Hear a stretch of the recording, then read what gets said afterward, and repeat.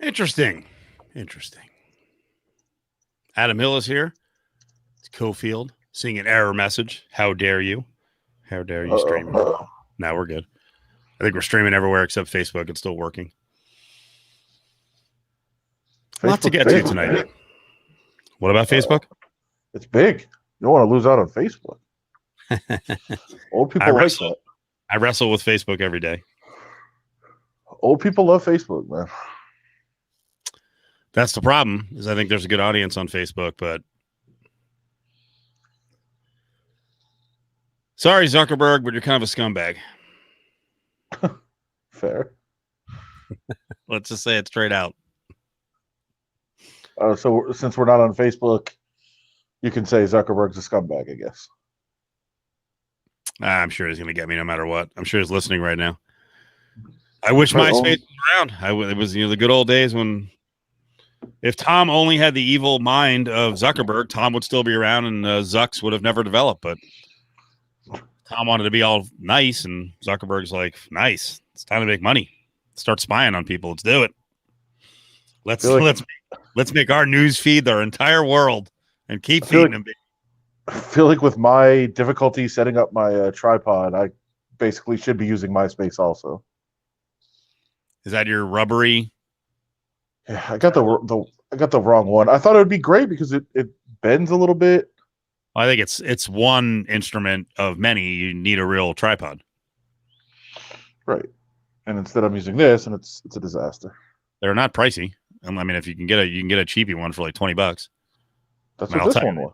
I'll tell you, they break like every year, but or you can buy nicer ones. Like I have nicer ones, and then I lose the freaking the connector, that you screw on the camera, and I just have these giant tripods sitting all over the house. I'm like, yeah, that's useless. And as everyone's learned, if anything breaks on something I have, that's it. I don't throw it out, but I never fix it, and it just sits in the house, so it's just part of the junk pile. There's a lot of things that you just buy for no reason. I've never understood that. Oh, me? Yeah, you have like a Big Lots in your garage. Oh, it's ridiculous, and I'm so cheap. But when I do go shopping, I just scoop stuff up. It's plus it's the procrastination that's just ridiculous. Can I tell you? I have a little key fob for the car, and it actually there's no key to start the car. It's got the stupid push button. So the one key fob, the battery went dead. I have a second key fob, and that battery started to fail. And then like for 4 days last week, I would just walk out of work or out of wherever I was doing the show. And I would just sit there and be like, unlock. Like it would take like 4 minutes to do it. And then I was like, I've got to change the battery in this thing. And I made like a big deal of it. I popped one open. I put it in a little bag. I was like, let me bring it over to the battery place. And the guy at the battery place was like, like 4 seconds. Got the battery, clicked it in. He's like, okay, you're good. I'm like, all right, that was quite the process. I procrastinated a week and couldn't start my car half the time. Did you go to the one at Sahara in Decatur? No, there's a batteries and bulb on Rainbow and like Westcliff.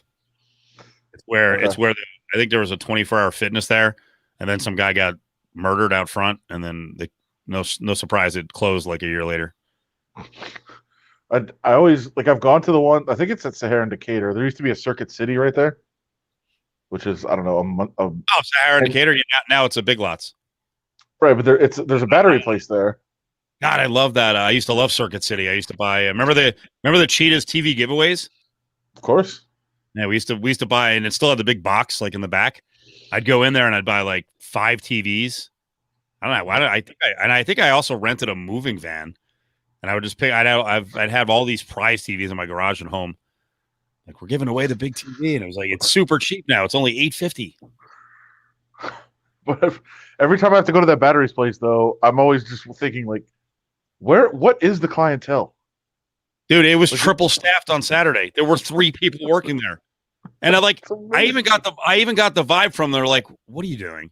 Because to Brady's point, no, the batteries were like $350 a piece. They were like these little circular batteries. I don't know what kind they are. But I was over the moon. I was like, they could charge me like $14 a battery. I don't know. I'm like, I just want the car. I'm stupid. Circuit City is not CarMax. No, to Brady's point. Close. No, you can see it still has the Circuit City like opening, the entrance and everything. It's a Big Lots, and it's a Big Lots. I don't think it's too clean. Way too clean. I went there the other day. Way too clean. There's a Korean CarMax There's a Korean barbecue place right in front of it, and I think isn't a Aloha Kitchen around the corner from it? yeah, it's in the same plaza. Across CarMax, from CarMax is to the west. it's across from the Chrysler dealer because I've purchased a car. I really know that corner well. I've purchased a Chrysler at that corner too. Maybe that's where I should go. Yeah, I think I got a 300. I think I got, as everyone calls it, the poor man's like drug dealer car. But so what? That's what I'm trying to buy right now. I can You're say not- that here. I'm not talking location. I'm talking creation. Is that right? Circuit City created CarMax. It got out. It totally got out of the electronics business. That was my favorite place. Better than Best Buy. Yeah. Okay. All right. Who knew? We're learning things. Wow, interesting. What is going on with how does he know the battery? Yeah, what? All key fobs have a 2632 battery, or are you saying there's 2,632 batteries at Target? What the hell's 2632? I don't know. I don't know what's going on here. What's up, Left Coast Mike? Oh, okay. He worked at Radio Shack for a year. Well, Jesus, we got any sort of electron. I have a ceiling fan that's got like it's like a truncated battery. It's round, but it's small. It's like maybe that high. And I bought the fan. I didn't install it. I had someone install it, and the first time I went to use it, it slipped out of my hand, and the controller hit the counter. The battery popped out into the bottom of the garbage, and I never rummaged through the garbage for it, so I haven't had a battery for this stupid ceiling fan the entire time I've had it for like 2 years. That's my life. I just give up, or I just like 5 years from now I'll do it. I'm more than give up. Not much progress being made. No. God, Radio Shack used to be a cool place too. You could buy the cool like RC cars. I mean, now he's giving me like I'm not doing the backwards rotation. What does that do? It brings the air up. I mean, it's supposed to heat. What does it do? I can't do that. And then I got to get very involved. I have to get on a step stool. I got to hit the switch. I mean, I've got like 7 fans. It's too much work. How about every year when it gets even the slightest bit cold, my garage door stops opening? Oh, that's awesome. So today, good for you. Couldn't get out of the door. That's great. Yeah. Oh, believe me, mine's going. There's going to be a day where the SO is going to be freaking out to go to work, and she's just going to like crash through it. She's freaking the Kool-Aid man through the garage. It's all busted up anyway. There's like rubber falling off it. It's still old school. It has the windows, so just waiting for someone to break the windows and steal. Like to your point, all of my valuables from like 2008 that I still store there.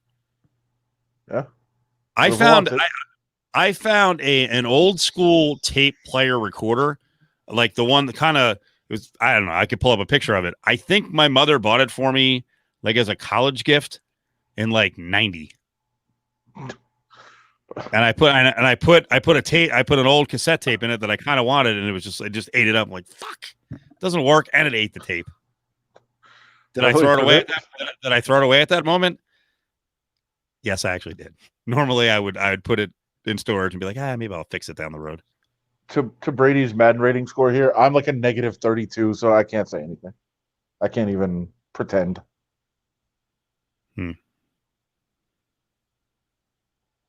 Wait for the spring on the door to snap. I don't want that. No, he said that'll scare you. I know. I'm saying I don't want that.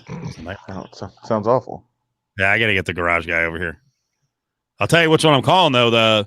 We had a sticker up from the previous owner of the house, and then a new company came over and had to do some sort of fix, and they took the sticker and put it over the old sticker. I was like, you fucking asshole. I want 2 options. He covered the old service sticker. Like, that's dirty pool, man. Smart. I like it. Make you look it up if you want to find it. We'll see what happens. We're just delaying right now until we feel comfortable talking about the Bears. I had the Bears tonight. I had them in the Super Contest. What a disaster. All I want to do is just be completely square. And I wanted to take the Chiefs, and I talked myself out of it. Like we actually got scared because the Chiefs went from 9.5 to 7 or 7.5. It was on Saturday. It was 7 on game day. I'm like, all I do is talk about how much the Broncos suck. And then I don't lay an easy number, but it's like the whole thing. You're square. If you're laying 7, you're laying 3.5. I mean, Seahawks didn't cover 3.5. But what was the other 3.5? The Packers killed the Texans. So I'm laying. Screw it, man. I'm laying the 19 against the Jets. Fuck it.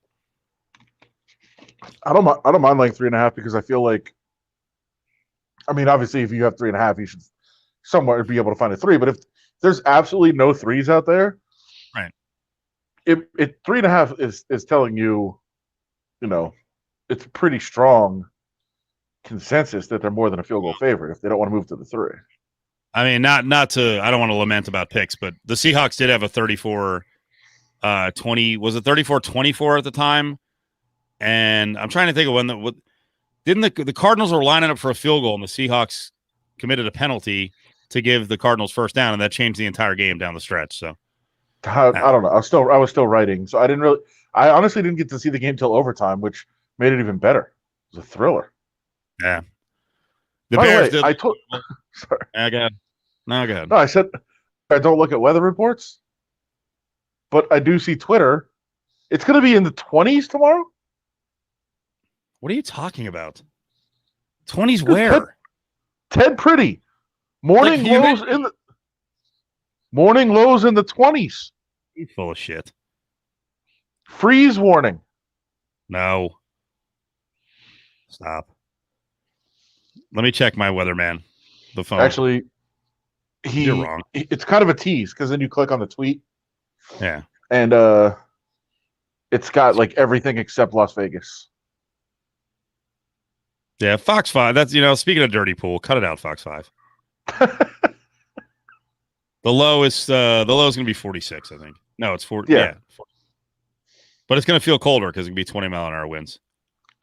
God, I hope it doesn't break anything else in my backyard. Well, I'm definitely not going to be able to open my garage. Yeah, what are you going to do about this? How about you get it fixed? Well, you just oil it up and then it works. You have to oil it up every time. Yeah, every time it gets cold. Every year when it gets cold, like the first couple of days that it's cold, it stops working. It'll start to open. It'll stop like maybe a foot up. You don't check the weather. Like you're so unfamiliar with checking the weather that you actually just botched that completely. I told you that was the wind or it was humidity. No, it couldn't have been humidity. No, it is temperatures. It just highlights everything on the map except for Las Vegas. That's stupid. Look at Ted Pretty's tweet, and he just posted it. I believe it. It's they're playing games. Vegas Bill saying it might be Mount Charleston. That'd be good. No, it's like the entire map of Southern Nevada except for Las Vegas. What is Mount? I might take a ride up there. Yeah, and Kingman. Cold. It's gonna be 20s in Kingman. Yeah. Ely, 20s. Very cold. All right, so who's the worst elite team by record in the NFL? And I'm talking if you have 2 losses or less. Who's the worst elite team? Do we see it tonight? Well, you're saying who's the worst team with a good record? Who's the worst team with 2 losses or less? Yes. So we'll call them elite teams. I'll give you all the candidates. You ready? Buffalo's up there. Bills, Steelers, Ravens, Browns, Titans, Colts are 4-2. Chiefs, NFC, you named it, the Bears. God, that is still shocking looking at the NFC East. Two wins. First place tie. Bears, Packers, 5-1. Buccaneers, 5-2. Saints, 4-2. Rams, Cardinals, both have just 2 losses. Cards have 5 wins. Rams have 4. And Seahawks are 5-1. I think there's a lot of people. I saw your boy Mitch was like having a conniption over the Seahawks. But that they're no good? Yeah, saying Russell Wilson should be so mad after a night like this that they're just a fraud. All right. I still think the Bears defense is good enough that their differential should not be what it is. They're different. Have you seen let me punch this up. Well, 128 to 116. Or now it's worse. They were 128 to 116, right? Well, they're -2 now. I think right. They're -2 now. What a disaster! I still think if they go back to my guy Trubisky, and Foles is trying to pick a fight. Hey, BDN, relax, bro. Are we gonna have trouble here? Did you see this? I'll have to punch this one up too. Oh boy. Let me do that first. Oh, you didn't see this? No, but while you're talking, I'll point out things like the Bears are definitely in that group of worst teams with 2 losses or less. Right. I would say the team that absolutely needs to be in that group is the Browns. Hey, right, Cameron. Yeah, they hadn't updated my CBS Sports on the phone. You're right. Yeah. The Browns are absolutely there. Think about it. The Browns are, they're 5-2. They're hosting the Raiders this week, and they're 2.5. Like that's not a really good team. And I don't know who's going to win. Like, so that would for sure be that. We were talking. Here, listen to this. Was also very nonchalant. Let's see if I can punch this up so it sounds okay.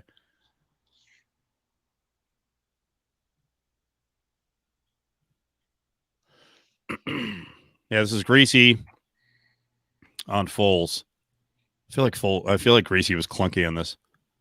We were talking to Nick Foles yesterday, and he said, sometimes play calls come in, and I know that I don't have time to execute that play call.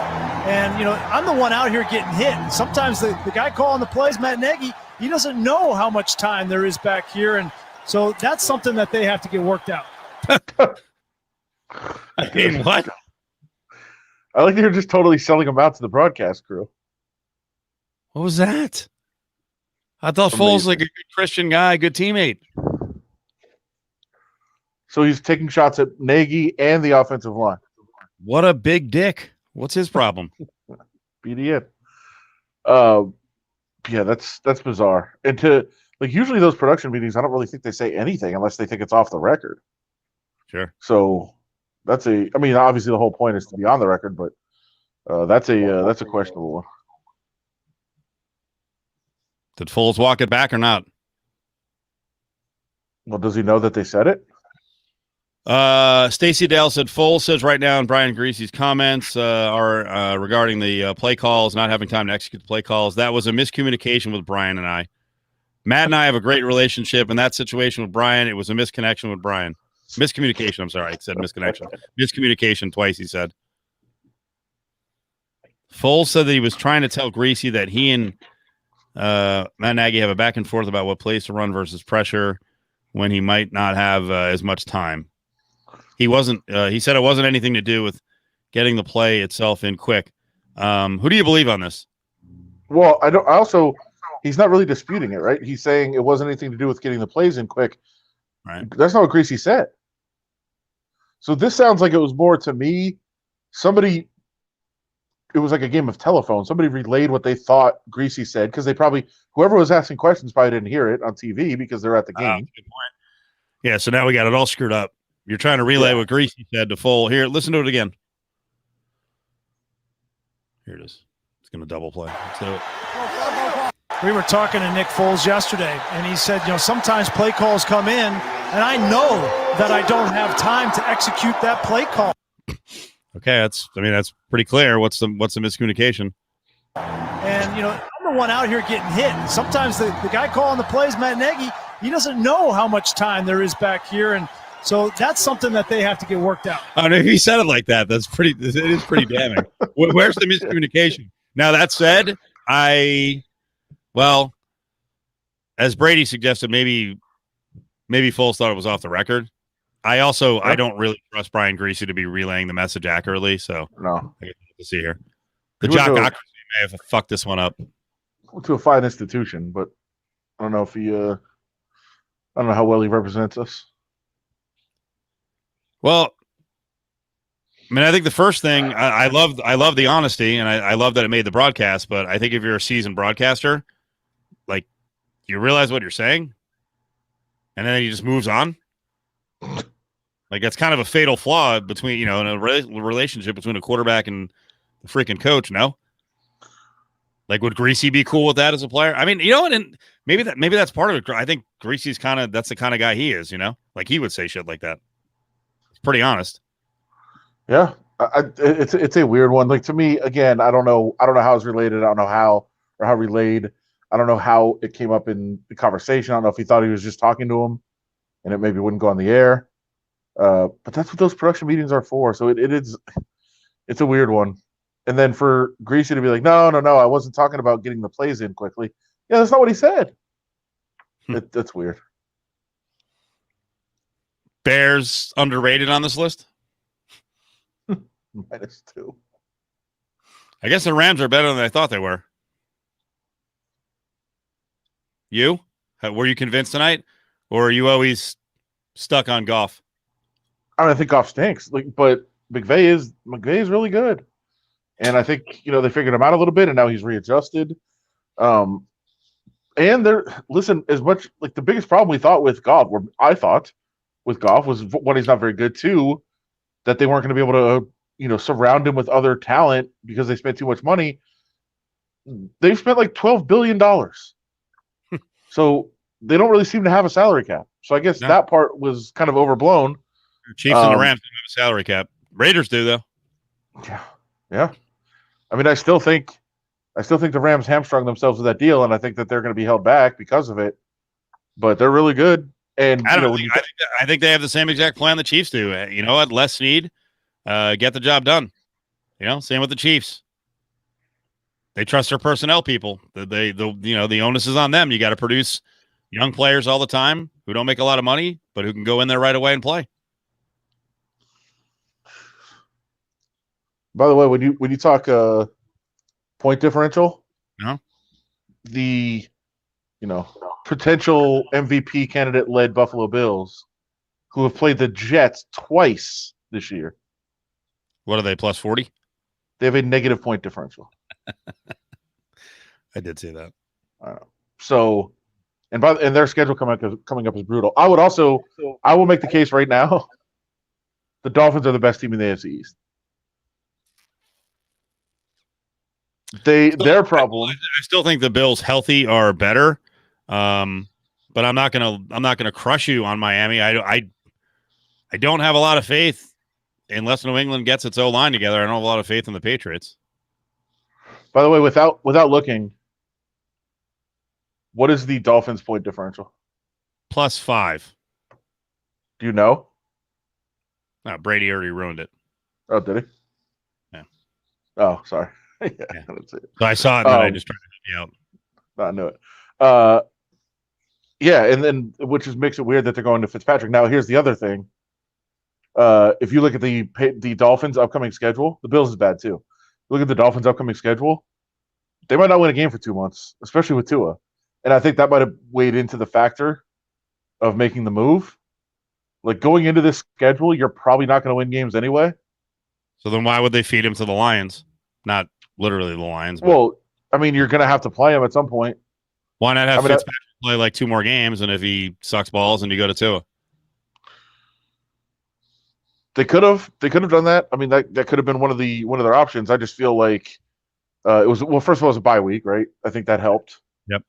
That helped their decision, and maybe it was the plan all along. But I mean, their next games: Rams at Cardinals, Chargers at Broncos. Where was it? Oh, because I was completely wrong. The Bills are the ones that have the schedule right now. The Dolphins have it at the end of the year. So maybe they didn't want to wait that long to throw them in. Maybe that's what it was. Because the end of the year goes Chiefs, Patriots.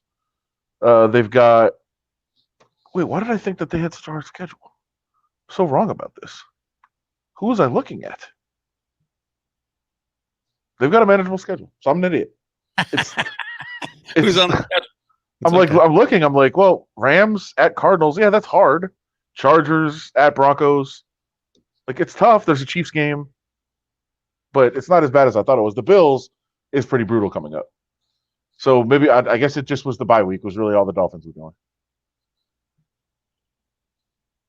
Could have gone 2 and 3 in the next 5. Yeah, I think that's about right. Back to the Buccaneers against the Raiders. Did Tom Brady shake hands with Derek Carr? He did. Okay. So now are we going back to Foles and Brady running off the field again? Yeah, I mean that's what people are going back to, saying, "Oh, now all of a sudden you can shake hands," and now it was a show of disrespect. I don't know what this. First of all, they should not be shaking hands. That's clear. Don't shake hands with anybody. It's a pandemic. We're also struggling to play games every Sunday, so knock it off. I thought And the most disturbing thing I saw in all the games, like I think the shaking hands might work, as obviously if you're not touching your face and you immediately go in and start washing your hands and sanitizing. But the thing I don't get, and I'm not a close talker, so it makes me uncomfortable to begin with. But I mean, I saw a lot of guys do like the bro hug, and then they're like this far apart. Like, what the fuck? Who talks to someone that you don't? Can you not hear each? And by the way, you're Back playing up. a team. You're playing a team that just had an outbreak. Oh, Like, the Raiders should be persona non grata. Absolutely. And that's what, didn't Arian say it before the game? He's like, don't touch him. Don't go near him. Freaking a whole, it's not, I don't think it's everybody, but from the top, some on top. I don't know if they're anti-maskers or COVID hoaxers. I mean, Gruden said he had it. Maybe it was just too easy for Gruden. So he looks at it, he's like, I beat it. No big deal. It's I'm still blown away because Gruden again today got into the Brady brought this up. I actually should bring this up from tonight also. Gruden said today, like, I don't know where all these reports and all this talk about us with all the violations and blah. Like, dude, what are you talking about? It's in yes, yeah, you can't. No, don't shake hands. Why? The point is why. This is my question, and I've been arguing with people about this. You have to tackle for 3 hours. You don't have to shake hands. Right? Why? It's so unnecessary. There's zero benefit to it. Zero. Like, oh, it makes you feel good. No, there's zero. And so it came up tonight. So, by the way, I saw a glorious moment at the end of one of the college football games of the weekend. Greg Schiano comes out, fucking elbow. Nice. Offered up the elbow to Mel Tucker. They did it. They walked away. That's it. But why even do that? Wave from far away. Hey, sure. Great game. We're good. Because it came up. So I had another argument tonight, and I'm just starting to leave places when these things happen. But it was another person that was like, you say this is serious, and you think this virus is real, but you're going out and you're doing things. And I'm like, do you notice what I do? I go out with my friends because they're there. I sit kind of at a separate table. I sit far apart from anybody. I don't shake anybody's hands. I don't fist bump. I don't do any of that. I'm as far away as possible, and I don't go near people. And when somebody's like, "Hey, how you doing?" The air fist bump from across the room. There you go. We're fist bumping. And so, like, yeah, that's what it is. And then some new person came in, and they're like, "Hey, nice to meet you," and stuck their hand out to shake it. And I just stared at their hand, and I was like, I don't know what to do right now. No, I was like, And he's like, oh, come on. I was like, no, sorry. No. I don't even get why people will get mad. I don't either. And, oh, God. I think you're trying to ignore, but this fucking Bruce, who is clueless, not the right time to do your Josh Allen talk right now. He's been fucking terrible for 3 weeks in a row. They didn't score a touchdown against the Jets. Settle down. I do ignore him. I know, but he's on my Twitter all day, every day. Like, dude, he's had 3 shit games in a row. You're really going to start talking about it now? This is not the right time. You're looking like an idiot. Because exactly what I said after 4 games of, wow, it's only 4 games, and he's succeeding on scheme, it's going to get figured out, and he's going to be shit again, is right. So settle down with your Josh Allen takes right now. Wait till he's good again, and then you can try to do it again. But he's awful right now. They didn't score a touchdown against the Jets. They got blown out by the Titans. They have a negative point differential. He played well. Yeah, 0 touchdowns against the Jets. Impressive. I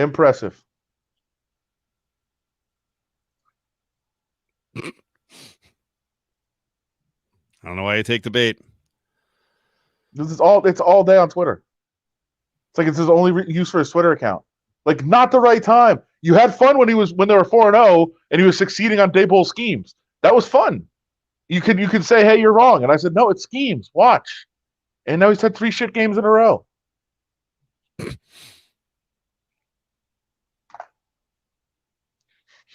And I know nothing about sports, and yet get paid to cover a football team and do shows on it. And you know more with your Twitter account. But good. Way to go. All right, tell me what's going on with the Raiders now in COVID. So Abram Is back. Abram was all tracing, right? So that was never a positive test. But do we know what shoe store Abram and Trent Brown shopped at on Tuesday? And that was No. after we knew Trent Brown was positive. It actually should be, yeah, because the test was Monday, so we should have found out. Anyone around Vegas, Sam? Was it in Vegas?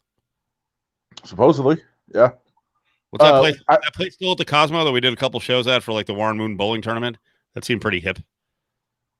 Yeah, I don't think it is. I think I don't know if it is or not. I'm just saying I think the we do need to shut up about it. They're handling it very well. That's the story I was working on as we started to go to air right now, by the way. Jesus Christ. I think what they said on the TV report, because again, this is not our report. I have not been able to confirm this with anybody. And yeah, I don't have Game Pass, right? I don't watch every game on condensed game and all 22. What was said was that it was a store that was closed and that they let them in. Oh, really? Yeah. They went out of their way. Oh my God. Well, I mean, I guess they could claim, hey, we wanted to be responsible to other people. Yeah, I mean, I guess you can make that point, and hey, Couldn't spread the it's irresponsible. I mean, that's the bottom line, and it's if nothing had happened all year, and they had been following the protocols, and everything was good, and there was no fines, and there was no cases that were happening on the team, and all that was going on, and you had a guy test positive, and he just happened to go out shopping with another guy, you would just be like, that sucks. That's unfortunate. They've been really good. They had one slip up, like that would be easy to write off or to explain away, but that's not the case. It's every freaking day there's something. I mean, I wake up every morning and I try to set an alarm. Like if I go to sleep around 3 or 4, I try to set an alarm for like 6:30 and wake up to just check my texts, my phone, Twitter, to see if anybody else on the East Coast has anything yet. And it's, what did the Raiders do today? What violation do they make today? What COVID situation do they have today? It's all the time. And it's nonstop. It's crazy. And because I love Slack, which is our communication tool on the Archer, check Slack right away. Like, all right, anybody else see anything yet? Anybody else find out anything? Anybody's agent call? Like, what do we have? And then John Gruden today is like, I don't know where this is all coming from. It's not us. Like what the hell? It's crazy that they continue to do this and that they continue to say nothing's wrong. Why is everybody picking on us all the time? Well, because you have the most fines. Actually, the Titans might have passed them with their 365 or whatever it was today, but it's just crazy that this keeps happening. And that they don't seem to think it's an issue. No, not if guys are going out, after a guy gets a positive. I mean, even if he didn't have a positive, but I mean, it's flabbergasting if he had a positive and they go out shoe shopping together. Like, first of all, Trent, don't go anywhere. Time to quarantine. And second, you don't want to be near him. Yeah, well, and that was it today. It's a weird group. Because Gruden said today, which I was so annoyed by when he said this. He goes, yeah, we had one guy get the virus on a bye week. That's not an indictment on the whole franchise. It's not. You're right. But everything else is. When it's combined with everything else, then it is a problem. It is an organizational issue. There's, like I said, there's something at least once a week. It's not every day. I mean, some days you wake up and there's nothing, but at least once a week there's another COVID violation with the Raiders. How many bad positions do you think you've put yourself in? Me? Yeah. For the Raiders. Oh, you. The occasional handshake, which I'm trying to avoid, but that's not good. I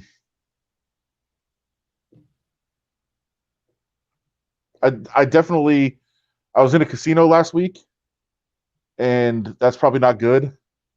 But they do a pretty good job of spreading people out. Right. I had a weird case where I had a big crowd around me watching me play blackjack. Um, so that was kind of probably not ideal.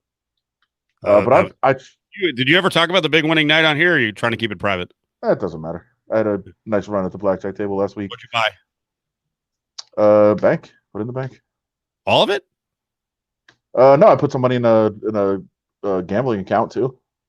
Okay, that's good. Yeah. It's an investment. Sure.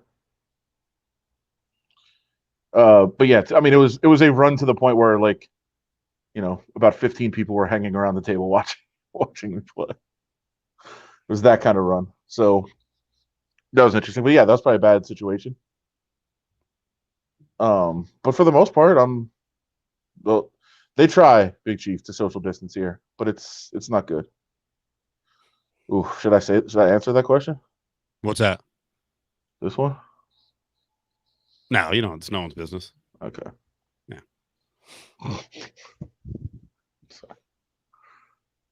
Why is Gumby doing something here? It's actually this was a Halloween party I went to. Bad positions. Is that you? No. Okay. Yeah. Yes, I let a Gumby person seemingly doink me from behind. No, this is one costume. Can you figure it out? Oh wait, it's one costume. Yeah, it's a costume. It's a joint costume. Whatever that's called. Yeah, sure. It was an alien carrying like a small human. And one of my buddies was in the costume. I thought it was hilarious. And then when I saw this, I think he was like, I don't know what he was trying. He was trying to stretch on the wall because you can see his feet on the bottom. Oh yeah, and then the other feet are still in the air. Right. The other feet are in the air. It's like little play feet. It's basically an alien carrying like Dorf. Remember Dorf on Golf? Your answer to that is always no, but I know who Dorf on Golf is. I don't know who that is. Yeah. Dorf? Everyone knows Dorf. I think. Yeah. Cam said it's like an alien holding you. Like holding little you.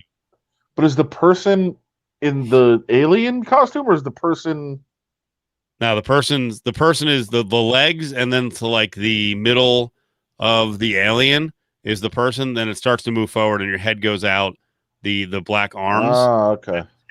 It actually has a little fan to. It's inflatable, so the alien head and the rest of the body is all filled with air. Seems very complicated. It's really not. It's really not, but it was a good costume. Yes. See, look, here's Dorf, Tim Conway.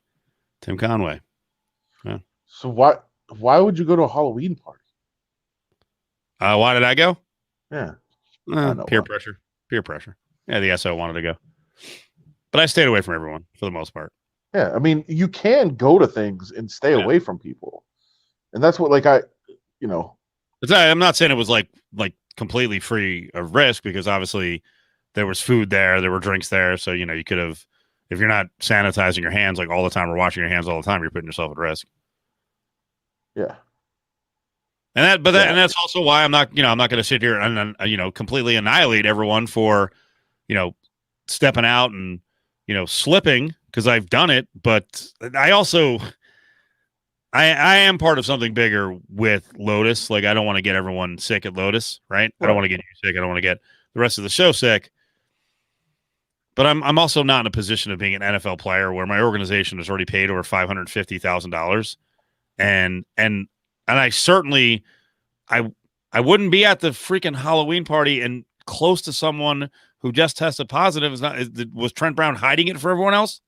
Like, dude, you knew he was positive. Come on. Right. And if you're an NFL player, there are cameras everywhere.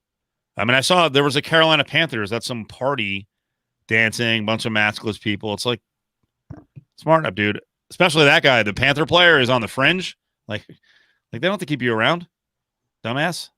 Yeah, and that's the thing. I mean, and here's the other part of this is, because I've seen a lot of people fire back about oh, they're not supposed to do anything. Oh, they're supposed to wear a tracker, like Big Brother is watching them all the time. Yeah, first of all, it's not that intrusive. Trust me, I wear one every day. I know I have to wear it every day, and that's part of the job. Or guess what? I could have opted out of the season as a writer, I guess, and not done it, which is the same option the players had of, hey, this is what we have to do to have a season. Do you want to do it or not? And you're more than welcome to opt out if you want to, but if you want to be a part of the season, you want to play, you have to do all these things. And so when you don't do them, and people are like, they shouldn't have to do this. Why are we getting on Trip Routes? You didn't wear a tracker. Because first of all, everybody else is doing it, and second of all, this is what you signed up for. So you just kind of have to. Brady's always worried about my desktop. It's a bunch of audio files. You never know what's going to be on there, though.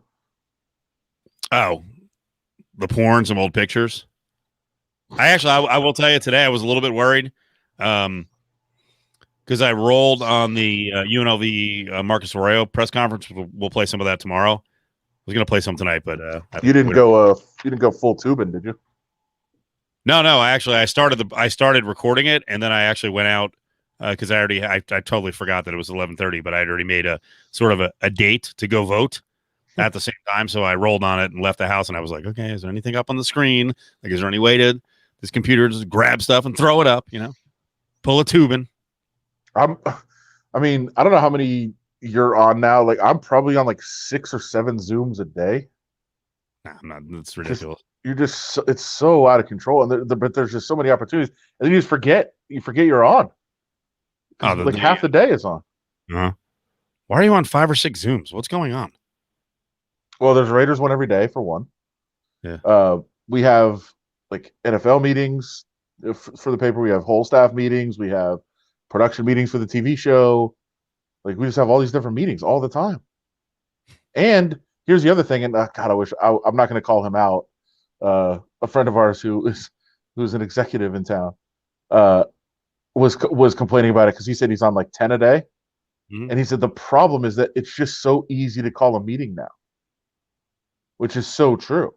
Yep. Like, if you're in the corporate world, like before, if you called a meeting, even if you're in like, say it's a casino, yeah, you're in like a giant casino with all the different departments.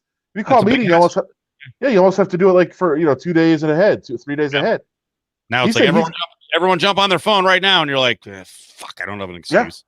Yeah. He said he's getting like a text, and it'll say like, all right, 5 minutes, everybody on a Zoom. You're like, what the hell? Like, Jesus Christ. Now you're famous. That's true. That's actually true. Everyone wants to meet with you. You're right, John. Correct. You're not going to deny your fame. That's true. I don't know what's going on. I don't either. I can't say who that is. So one weird thing today on the Arroyo call, Bischoff jumped on there and he's like, hey, can you tell us who opted out? And Arroyo hesitated for a second. He's like, man, we're going to keep that in-house. Like, I'm just like, I don't know, man. That's tremendous. It's very weird how they're handling this whole thing. I mean, COVID is one thing, but an opt-out. But I also think there's some guys. I think there's guys making decisions like injury / opt-out. So right. Like maybe they might give it like one more week, and then they're going to say, "Listen, I'm going to come back to play 5 games or 6 games." Yeah, but so to Brady's point, and just if a lot of people probably don't follow UNLV, so they put out the 2 deep last week. The 2 deep roster for the first game, and there was I think it was 12 guys that were missing that we expected to be on the 2 deep. And so you start looking around and like, okay, maybe all 12 have COVID because they absolutely have COVID on the team. There was 100% some positive tests. We know that for sure. Mm-hmm. But I think you see the 12 and you're like, all right, maybe there's 12 COVID. But then you start to hear from people around the program are like, no, there was 7, I believe, that they thought were positive, and then a couple that were just injuries, right? And then a couple that have decided to opt out, or maybe opt out, or haven't quite decided yet, and so they weren't playing. And so it's impossible to go through and try to do that because, as Brady said, just cross-reference the rosters. Well, which are which though? Which are positive cases? Which are opt-outs? Which are injuries? So it's kind of tough to differentiate that and figure out which are which. And I know for sure one of the positive COVID cases played. So he must have gotten over it. I'm not suggesting that they had somebody that was positive play in the game. He tested positive, and then he played. So I think Who was that? he. that I don't want to say. Viramontes? No, that's not the one I know of. Because he did it during the press conference today. Arroyo did say that he was surprised that Viramontes played well because he was out for a while, and he didn't say it was COVID, but he said it was a couple of days, and he was like, "Yeah, it was actually a couple of weeks." Charles Williams tested positive a while back. That was the one I was referencing. Yeah, I think that was known that Charles Williams tested. Okay. Then there was the kicker was out there, and he wasn't on the 2 deep on Monday. Daniel Gutierrez. I don't know. I don't know if Techman opted out. I don't know if it's an injury. I don't know if Greg Francis opted out. I'm not sure if Alex Perry opted out. I don't know what's going on with Randall Grimes. If he got another suspension, he had a school suspension. He was supposed to sit out this first game. You did notice we got some clarity on both of the tight ends. So Noah Bean was a half a game. He played in the second half, and then Faulo can play in the second half of the Reno game. So he got 1.5 games instead of 2, because originally he had 2. 8-game season versus an 11 or 12-game season. So they'll have more help back. I will say this, based on what I saw in the first half versus the second half, and I kind of told you last week I would not bet UNLV against San Diego State. I did not feel comfortable taking the points. I think the Reno game's got a little out of control. It's 14. Has it gone up since this afternoon? That's what I saw. I mean, I think UNLV just was not prepared in the first half, and I don't know. I don't know what's going to happen to the quarterback position, because I find it weird. I get the feeling that Oblad just did not have a good camp, as short as it was, and right now he's on the outside looking in. But they got to get that fixed pretty soon, because I don't know. As I said on the air today, I like Max Gillum, but that says to me there's some problems with the other two guys. If he's playing that much. Yeah, and I thought Rodgers looked good too to that point. And Rodgers is the most talented. I mean, that's not really in dispute. I haven't seen enough of him today, so right. I mean, I don't know that he's 100%. I don't think he is. That kind of takes away from his ability. He's trying to learn a new offense, really play for the first time, and he still has a knee issue. Yeah. And so, I mean, I think he's the quarterback at the end of the year, but they just don't seem to be ready with him right now. We've just gone back and forth on Oblad. I don't know that he's the right guy for the system, and I don't necessarily know that they even want him here. And so, yep. I took my read on the quarterback situation was that they started Gillum because they're not quite comfortable with Rodgers yet, and they want Oblad to transfer. Could be. Yep. Could be. Another real interesting guy. And by the way, you're asking if I attended. No, I did not attend. I don't travel this year. I did. And Adam went. So how was that? Was it worth your time? Well, just to go behind the scenes, because I had some people ask me about this. The reason I went was really because it was supposed to be a 5:00 Raiders game. And the fact that they changed the game time of the Raiders, I should have called off the UNLV trip, but I didn't. Yeah. So yesterday was a bit of a nightmare. This is an interesting question because Franco saying, are all the UNLV uniforms going to have no last names on the back? I don't know. That's another one I know as a viewer, and with a new roster, it was driving me fucking crazy.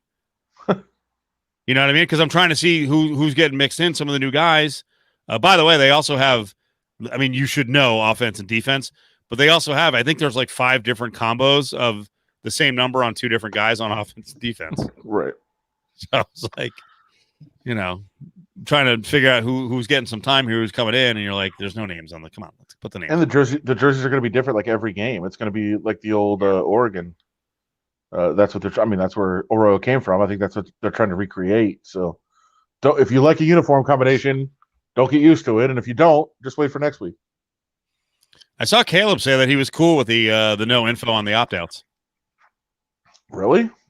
Man, I mean, I don't really see what the big secret is, unless I mean they literally have like 6 guys who are still making the decision. yeah, I think part of it is that, and then the other part is if you I think they're trying to protect the COVID names is what they're trying to do. And if you say, all right, we're going to tell you that these 4 opted out, these 3 are hurt. Well, what about the other 7? Right. Then you know. So I think that's the point of it's not that you're protecting the opt out names, it's that you're protecting the COVID positive names. And by the way, on a By the side way, real note, quick, yeah. for Cameron, you misunderstood what I said. I don't travel with the team, not out of fear. I don't work the road games. So, in other words, they don't have me traveling with them. It's not my choice. It's their choice. I don't think I put it on the list of things to talk about today, and I know we didn't talk about it on the show. Has everybody seen what's going on with Raquel Armstead? No. So Raquel Armstead, by the way, starting running back for the Jacksonville Jaguars, Yeah. has not played this year. And obviously they traded Fournette to make Armstead the starter, and then Armstead didn't play, and Robinson came on to be the starter. Somebody saying it here. I was seeing if somebody else had seen it on the comment. So yeah, so they trade Fournette. Armstead becomes the starter. Robinson instead starts because Armstead isn't there. Robinson's having a great year, and I have actually DM'd Jaguars beat writers like 7 different times this year. Nothing. And said, "What the fuck is going on with Raquel Armstead? He's been on the COVID list all year, and nobody's talking about it." And there was on one of the pregame shows yesterday, they gave the update that he has been hospitalized twice with COVID and is not going to play this year. Oh wow. That's insane. Yeah, and it's just like not covered at all. And nobody has talked about it. It's finally a news update. What is it? 7 weeks into the season. It's just crazy. And by the way, they're so lucky that nothing has happened. With one of the players. If one of the players does, get seriously ill or, God forbid, die. Right. I mean, this season is in huge jeopardy. So, and I mean, that's big picture, not to mention the tragedy that would be if it happened to somebody. But I think this has been the great uncovered story of the year to me. Yeah, maybe Gramala posted it. I don't know. I know that Perry and Francis were strong candidates to opt out, and I know Techman was going back and forth based on the injury, and so I don't know. I just looked on his Twitter account. I didn't see it. Maybe it was in the story about 40 predictions, which, by the way, when I saw the 40 predictions, and it was talking about Kenyon Oblad's going to be your quarterback, I was like, I don't know. I don't think so. Because I think, did I say it on the air last week, Adam, or was it off the air that I said, I actually read the order of the quarterbacks? Yeah. I think I said it on the air. I said Gillum, Rodgers, and Oblad. But again, that's all scuttlebutt, But I think they went the other way, right? They went Oblad first? On the depth chart, yeah. No, but I was saying the real order was... No, but I thought Oblad came in before Rodgers did. Oh, maybe he did, yeah. Yeah, I thought he did. There were some that were saying he had slipped pretty badly to third. So we'll see. Better be a better effort. Must be a better effort against Reno. Because I think Reno is good. Their quarterback is very solid. By the way, they had a bunch of they had some COVID issues too. If it was really COVID, so yeah. Well, Reno, the campus in general. Yeah. Campus in general has been really bad. Adam sent over today. Well, before that, I'll mention. Did you get to how much of the Michigan game did you get to watch? Not much. I was. Should I say I was? As I drove to LA, watched the fight, and then right before we got there, watched a little bit of the game in the car, and then watched the end of it when we got to the stadium. I thought they looked good. Yeah. What do you think of your boy Milton? Good. I mean, I thought the offense looked really good. The defense was good enough. I don't think they were great. I hope they get better. But the offense has been the issue for a couple of years, and he looked good. Now, I know that Minnesota had some massive COVID problems and lost a bunch of guys. That was another program where beginning of the week, row your boat guy was like, I don't think I'm going to tell you. I'm like, all right. Yeah. I mean, again, it's a very complicated issue, but I think coaches are absolutely taking advantage of the mystery and the ability to just hide information. So Sure. whatever. And if you want to think it's a competitive advantage, fine. Yeah. But after the game, you should probably say.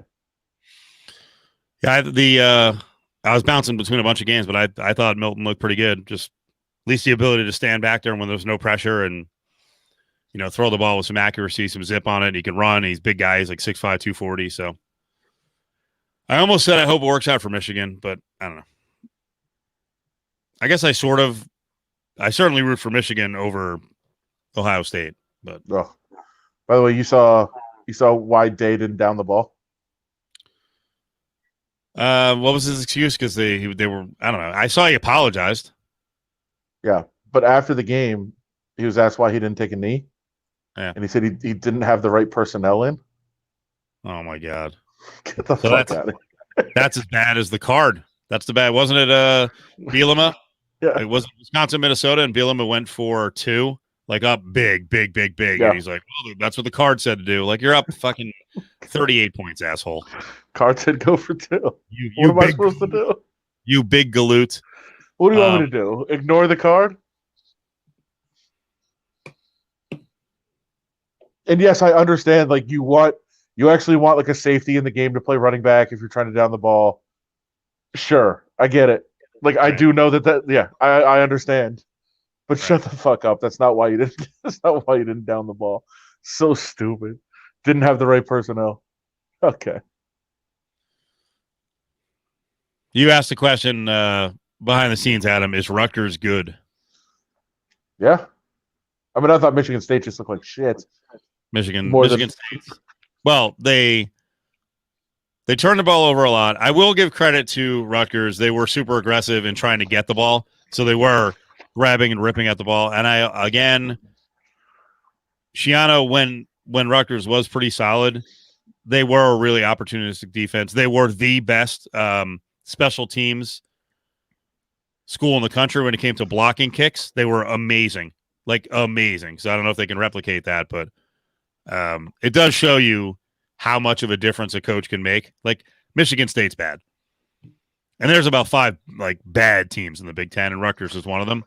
Michigan State killed themselves with the turnovers, but the other positive was Rutgers didn't get run over in the run game, and they had a lot of trouble defending against the run. So, but we'll see. Their schedule's murder. Well, what I do want to find out, like the team is, we'll find out throughout the year. I want to find out how good their defensive line is. They looked unbelievably good on Saturday. They're better. The defensive line was ridiculous. Yeah. But is that just Michigan State had nothing up front offensively? Is their offensive line that bad? Actually, I think their line is that bad, and I think Rutgers has like a mid-level defensive line now for the Big Ten. They play like they were the '85 Bears. They had a bunch of transfers. They had a couple of holdovers. Lumore, who was going to the NFL, he came back, and then this kid Julius Turner, who, I got to say, is this mean to say? Like, I know Matt Millen's been dealing with a lot of health issues, but like, can you prep for the fucking game at all? Like, he didn't know anything. Like, really about either team. It was just like total generalities. Like, dude, what are you doing? It's a freaking nightmare. Yeah, so their D-line's a little bit better. Their O-line still kind of sucks. So, and I guess their quarterback's an improvement. We'll see. He's a transfer from Nebraska, so we'll see. Maybe they can eke out another win or two, and that's an improvement. So it's all a process, my friend. It's all a process. Did Aaron Lewis do anything? I'm not even sure he's cleared yet. Okay. I'd have to look back. I didn't see him in there. Yeah, he was a kid who was a 3.5 star guy who had committed to Michigan, and then he says he had some family issues, so he got out of Michigan and He's a Jersey guy. He came back home. So, but that's the reason. That's the reason to be optimistic is that he came in, Schiano, and plucked like 7 Big Ten players on transfers to plug the holes, and then he did have a good first recruiting class, and his recruiting class this year is pretty decent. So, but they were so rock bottom. They were so pathetic from a talent standpoint. Like this last guy, the Chris Ash, actually, their old coach actually got the DC job at Texas. I don't know what the fuck Tom Herman's thinking. Like I wouldn't have that guy around as a fucking position coach. He was so bad. So bad. I mean, they couldn't even compete. So bad. It's amazing. You know, these coordinators who get a chance are just awful. Who is worse? Doing games. Reggie Miller. It's Reggie Miller. It's Reggie Miller doing college. Doing college? I don't know, man. Like I said, I feel bad for Matt Millen. He's had a lot of health issues, but you got to read up on the teams a little bit. I know it's hard now with COVID. Maybe you can't get as much information as you normally can, but give me a break. If he calls up, hey, Matt Millen needs you on the phone for a half an hour, someone's going to talk to him. He had nothing. He kept just throwing out numbers. He's like, who was that? Like, you couldn't see. That was the other one. I mean, I can't see either. But you have a spotter.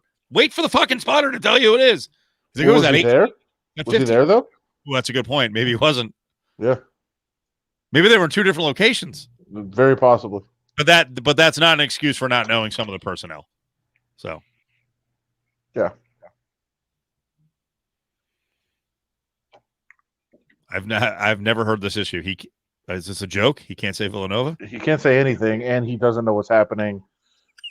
Like, if you didn't know it was Reggie Miller, you'd probably think the person had never seen basketball before. By the way, do you see Wisconsin and Graham Mertz?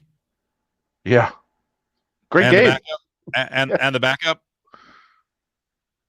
Oh, I didn't know his backup did too. Oh, yeah. Graham Mertz, stud quarterback, 5 touchdowns last week. What was he, 20-21 for Wisconsin? He's got COVID, and the backup has COVID, which, again, goes back to the point you made months and months and months ago, and everyone should know now, especially the quarterback position, they can't be around each other ever.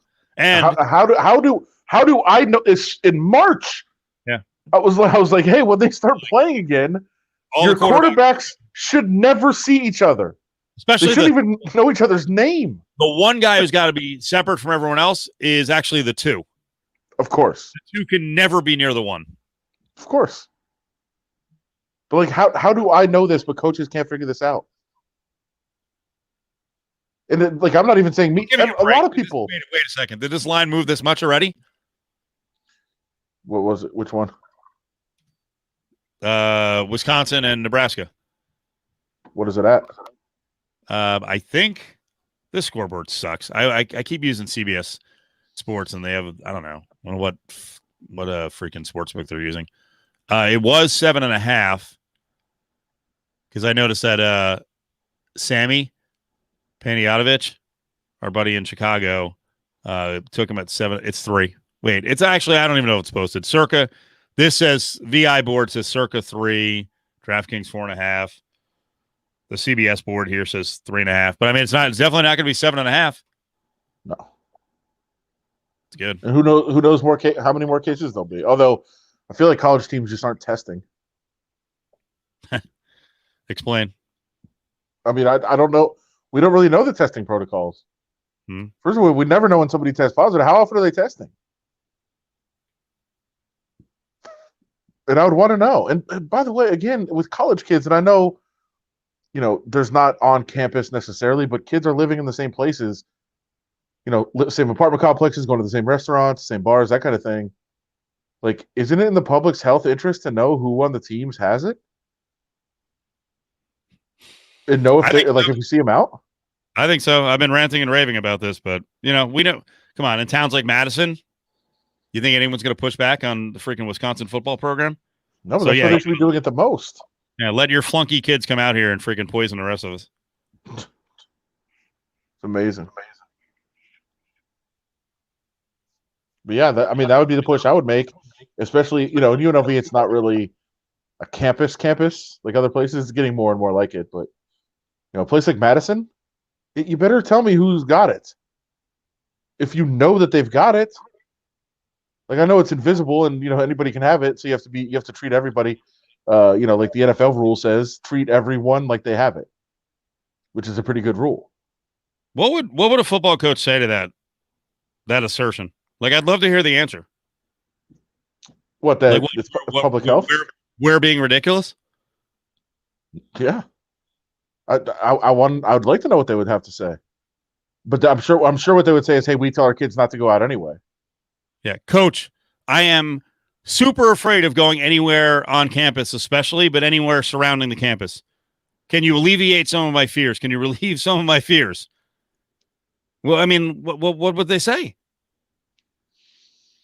I'm sure it would be, we'll tell our kids not to go out anyway, so they're not going to be out in the public, and we feel their privacy outweighs, their privacy and their right to not be treated as pariahs outweighs anything else, and that's both. Those are both bullshit reasons. Right. That's the kind of answer that Dabo Swinney would give. Yeah, fuck that guy. Yep. Rooting for you, Dabs. Rooting for you. Actually, didn't you have the story? What was the other city in Wisconsin? Like, this is a good example. What was the story you had on La Crosse? Where I don't think it was mine. Oh, that wasn't yours? I don't think so. Oh, so there was apparently there was a big outbreak in La Crosse, Wisconsin. Oh, that was. You're right. I know what you're talking about now. Yeah.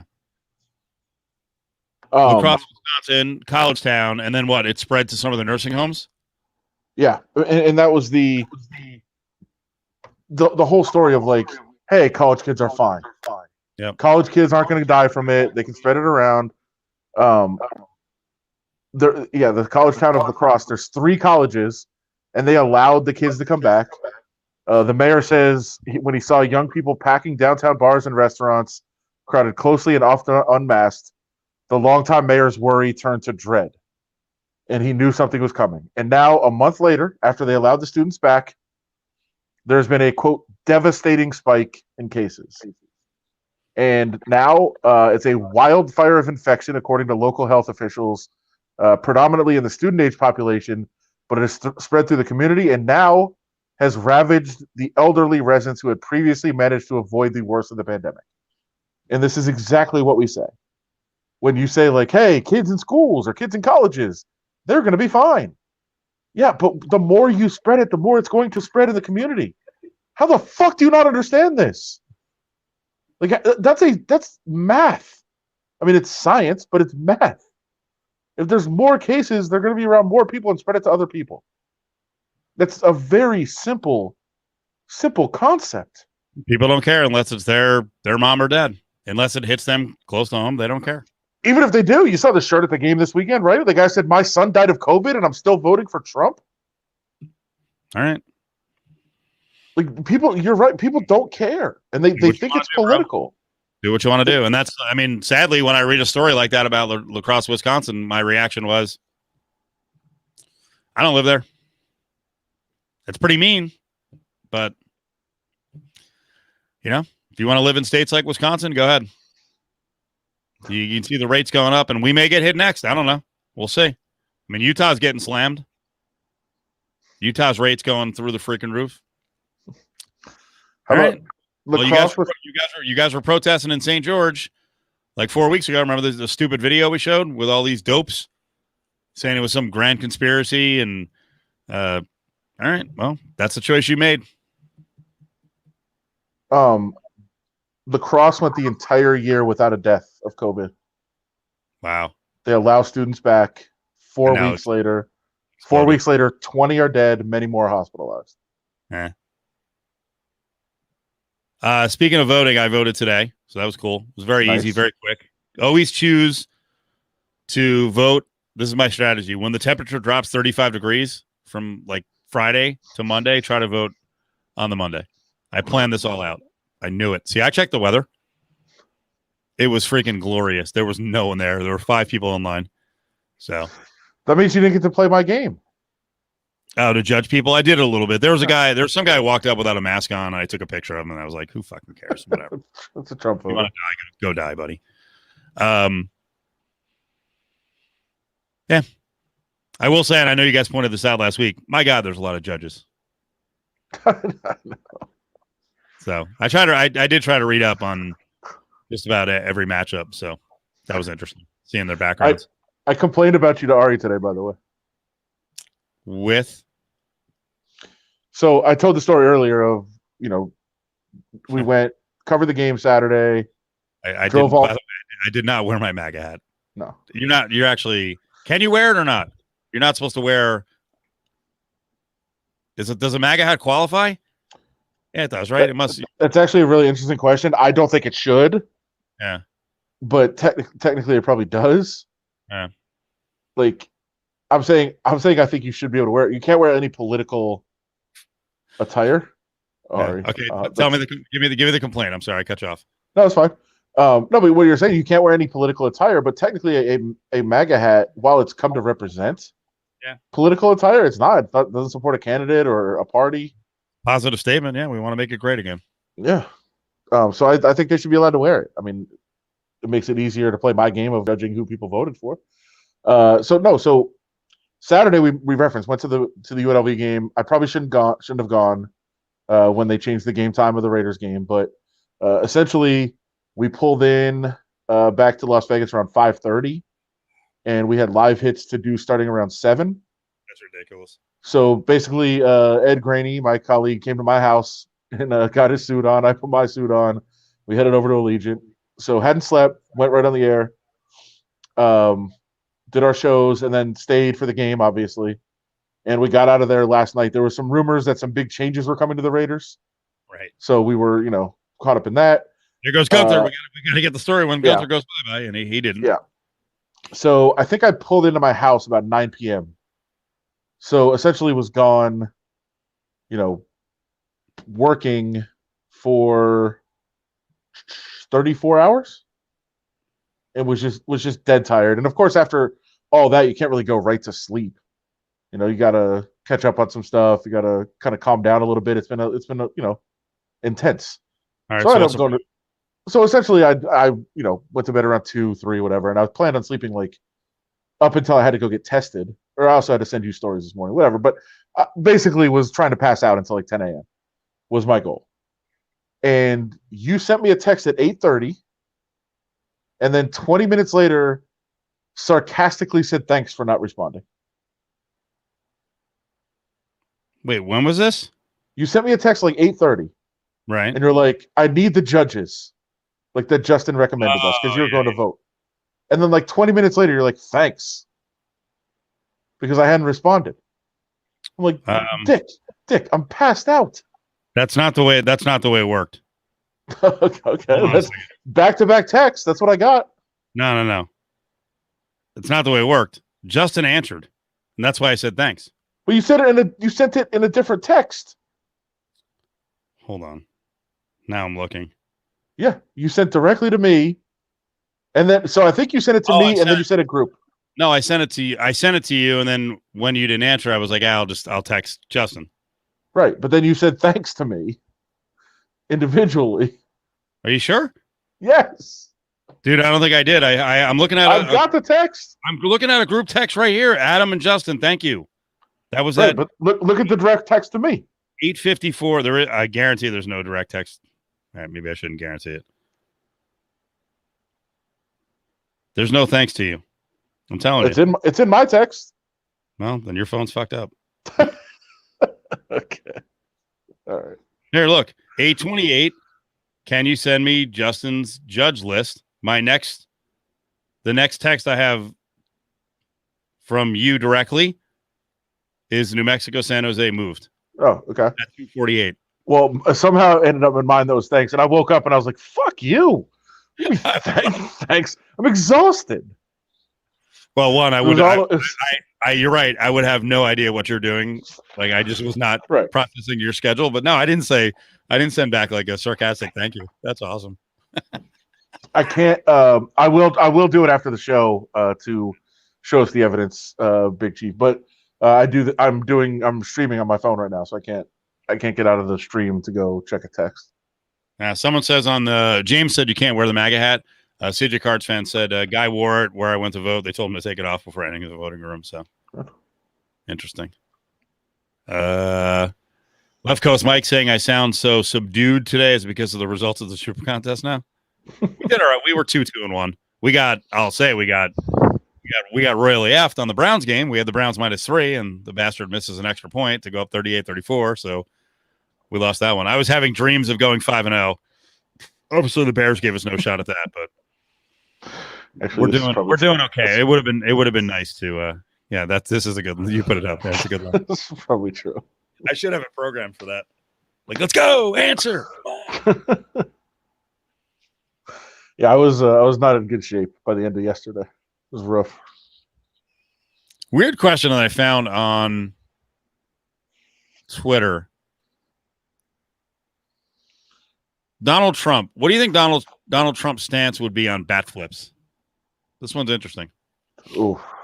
Is it just the assumption that it's mostly Latino players doing it? That was my first thought. Would it? Because my first thought was it depends on who he sees doing it. But you know what?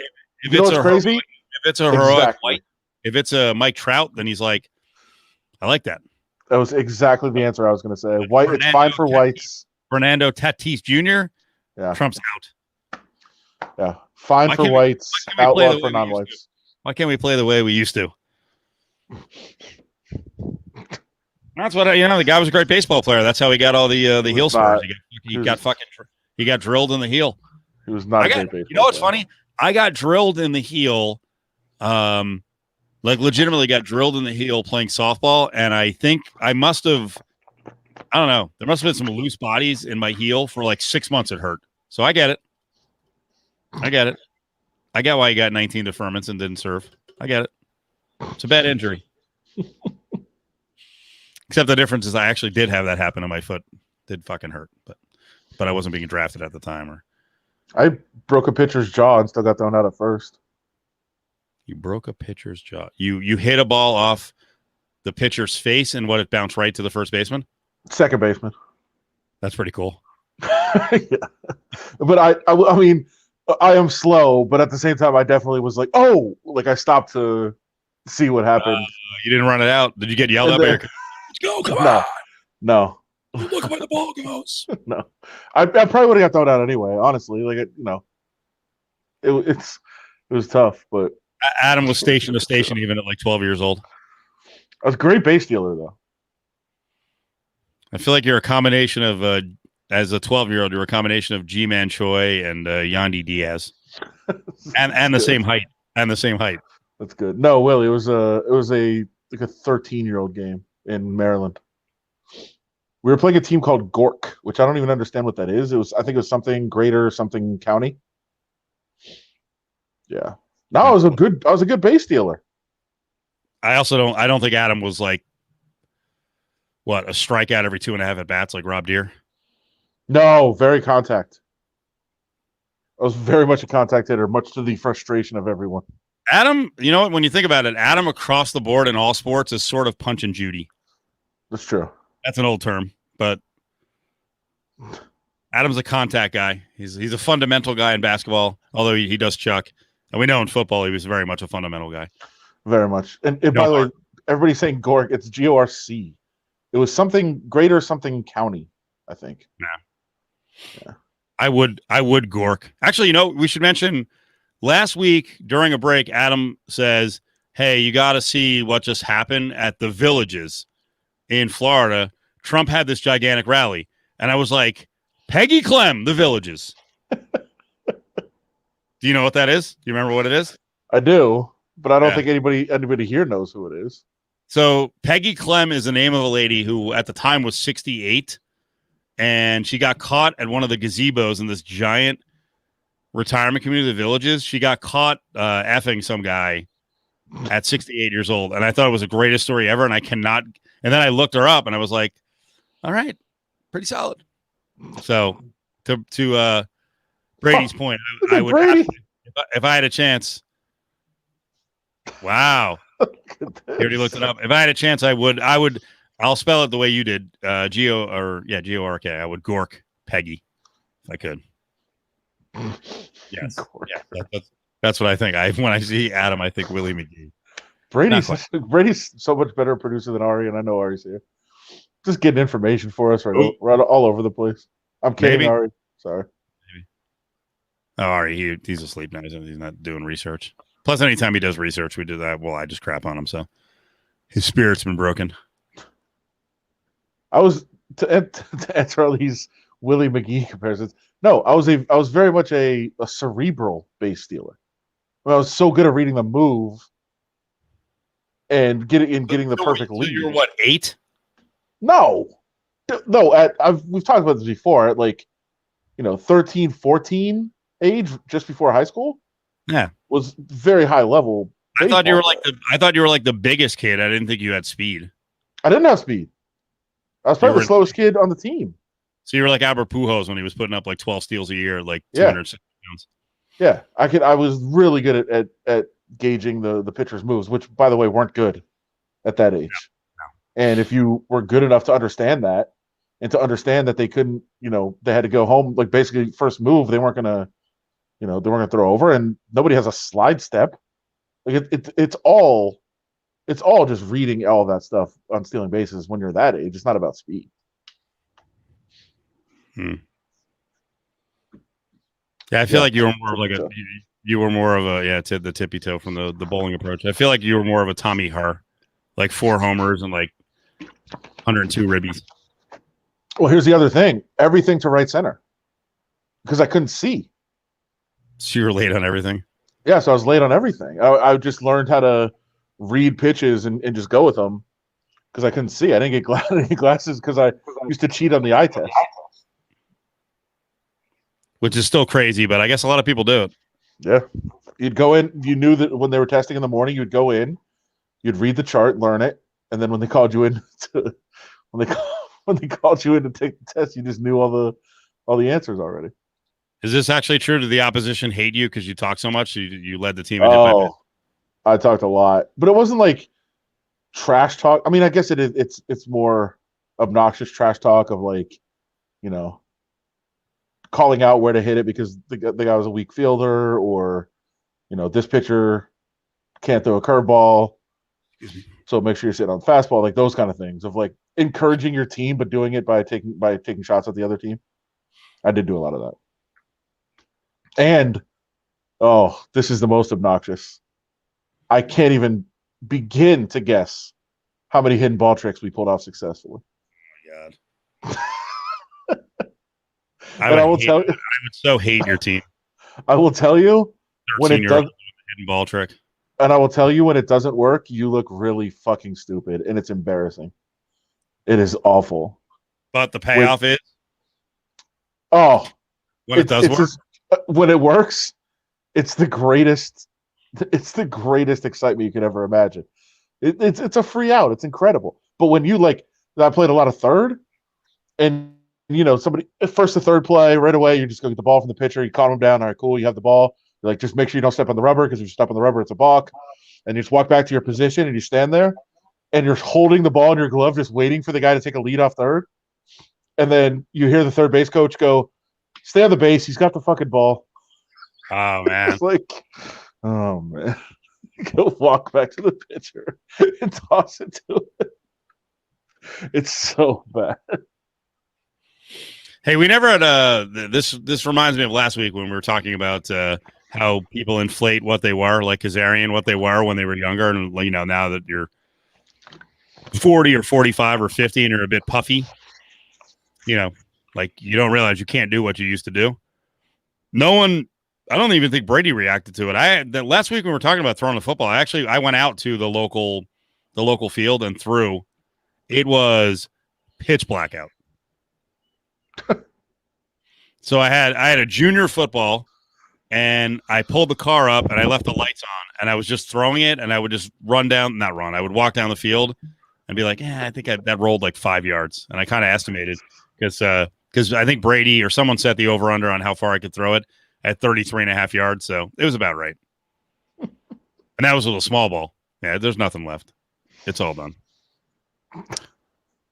I think you might be a little under, but it's damn close. Yeah, it's right there. And if it's a Duke, forget it.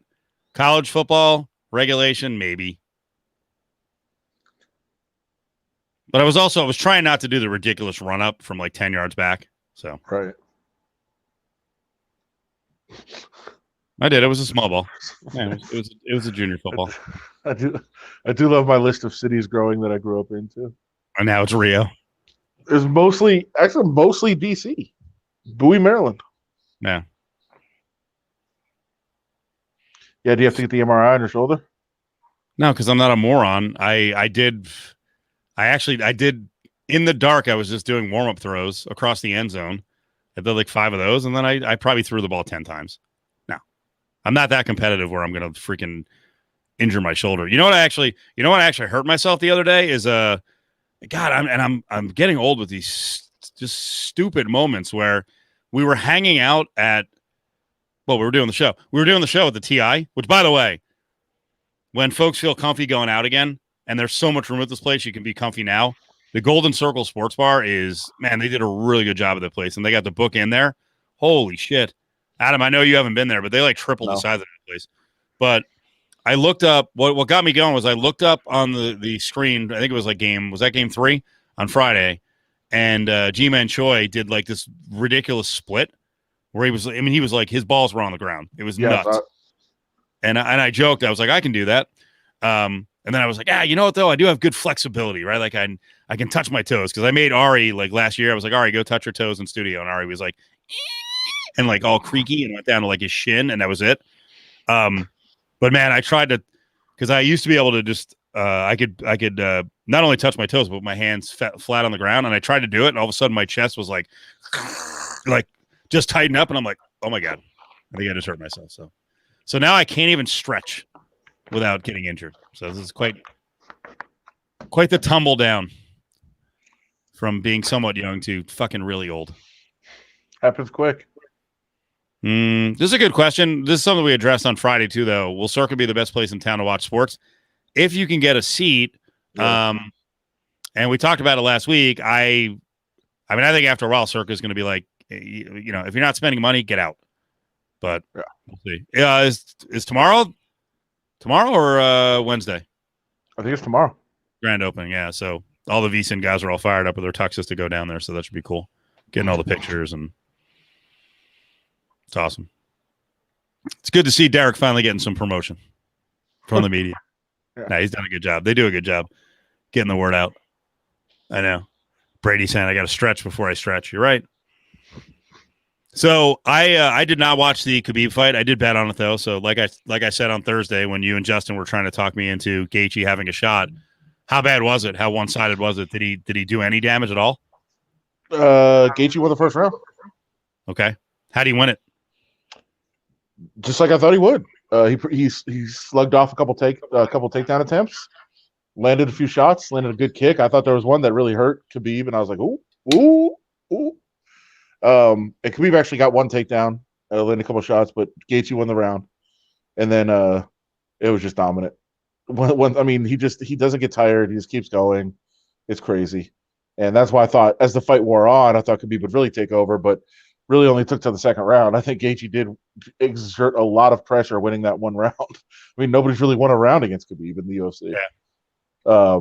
So he won that round, and then just kept coming forward. It was crazy. He just was so relentless as he is. And now it's actually in Abu Dhabi. I would have been if it wasn't Raider season. I would have been over there. Sorry, I have to answer the comment that wasn't on the screen.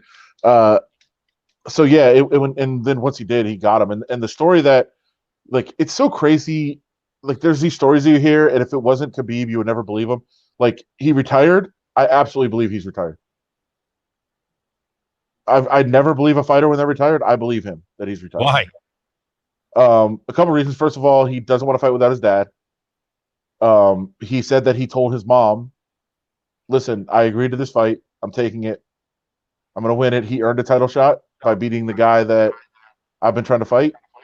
He earned the shot. I'm going to give him the shot, and then I promise you I'll never fight again.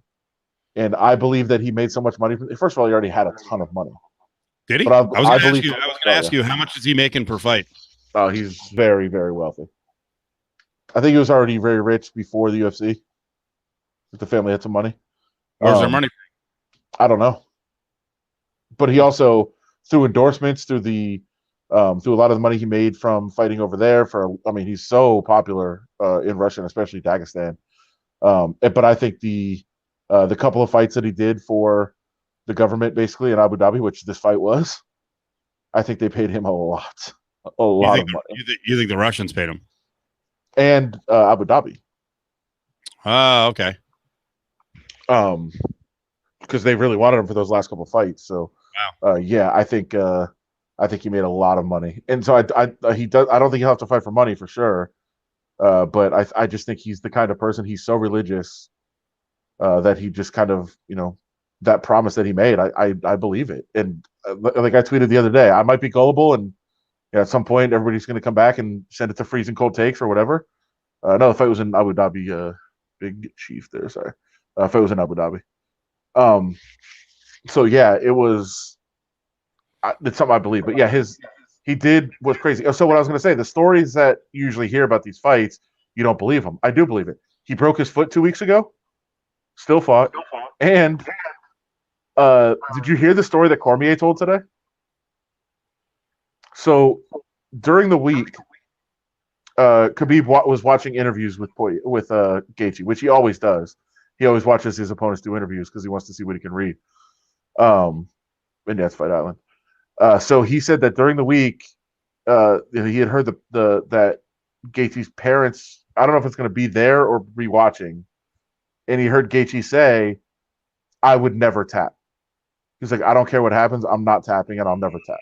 That's awesome. And so when Khabib got him in an armbar, and he said he thought in his mind, "I can't finish this armbar because he's not going to tap, and I don't want his parents to see his arm break." Oh wow! So he switched to a choke so that he could choke him out, and he would go unconscious, and he wouldn't do any damage. Wow! And when Cormier told that story, I absolutely believe it. Like I said, I wouldn't believe it with any other fighter, but I believe it with Khabib. And that's a crazy story, but he did it. Everybody was wondering why he switched from armbar to choke when he had the armbar, and he said that's why he didn't want to break his arm because his parents were watching. Did you see any negativity, like people saying "good riddance, screw off," that he retired?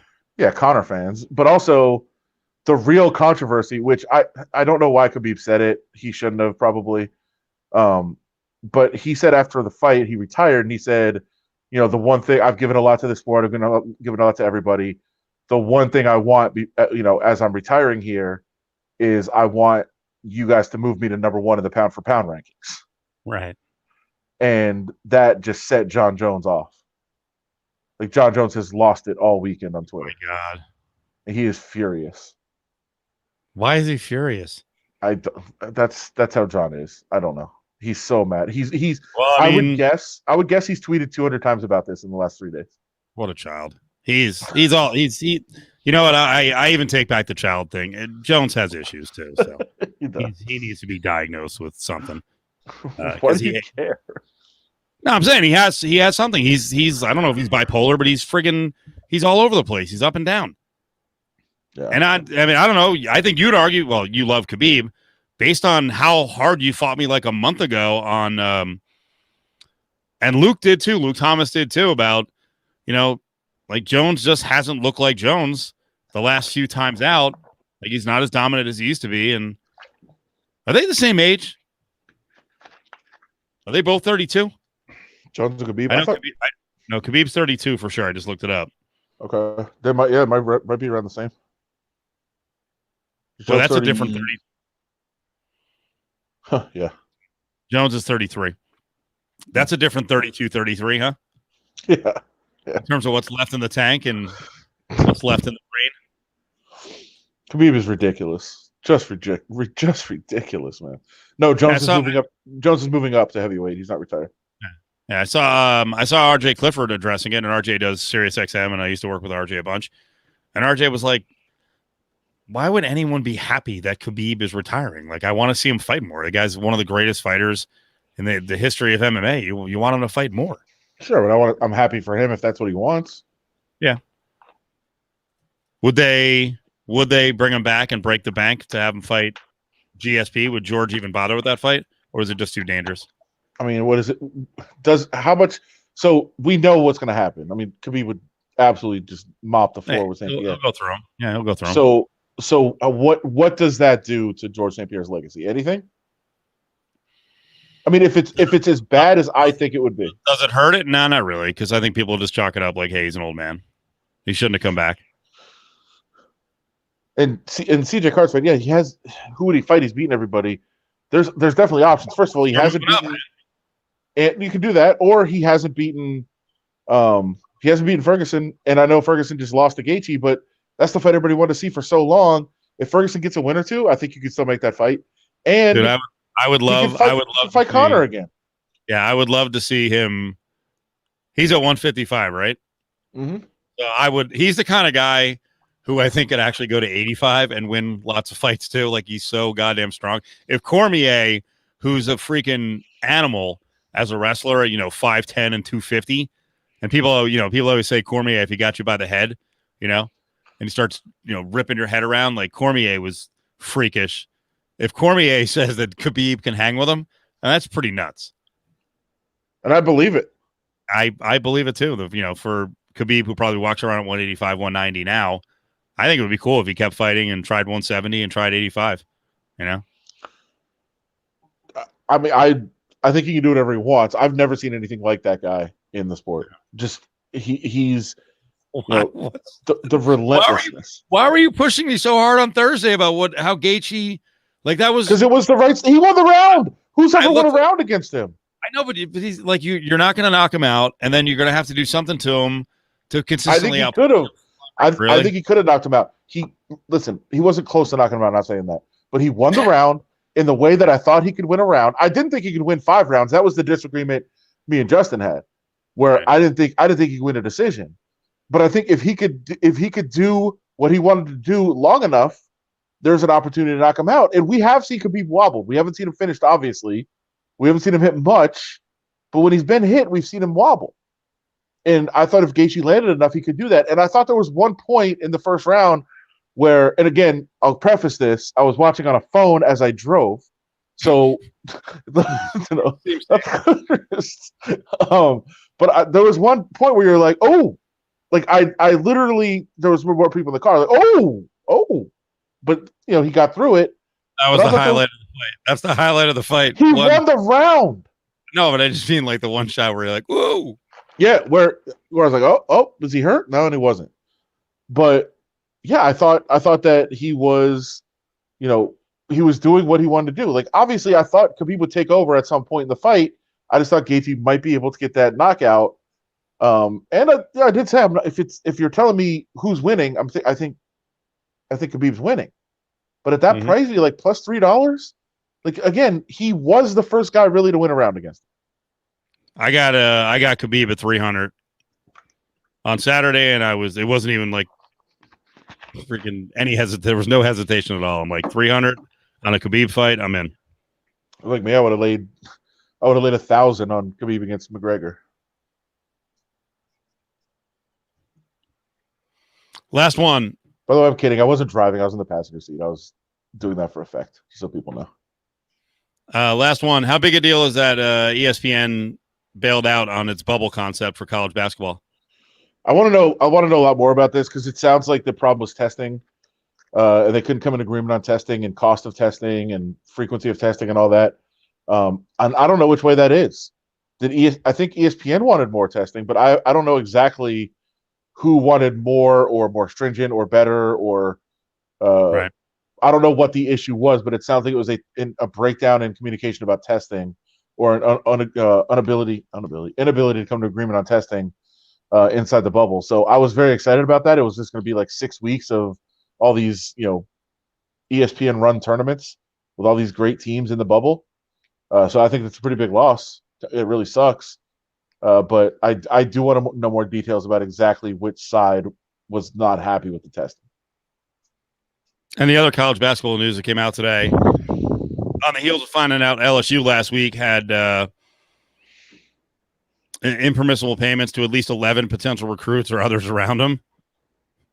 Which, come on, we'd called that a few years ago, yeah, right? Like, what the hell's going on? All of a sudden, LSU, and they've got a good history in basketball with not unbelievable. And all of a sudden they were in on like every top, 25 guy in the country.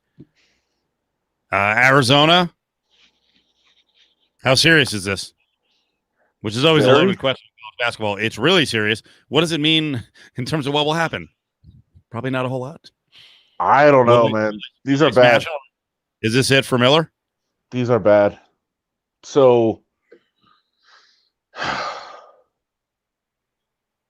you're very especially, yeah, because I want to say I think that Miller's getting fired, but I also understand that he should have been fired last time and they didn't do anything about it.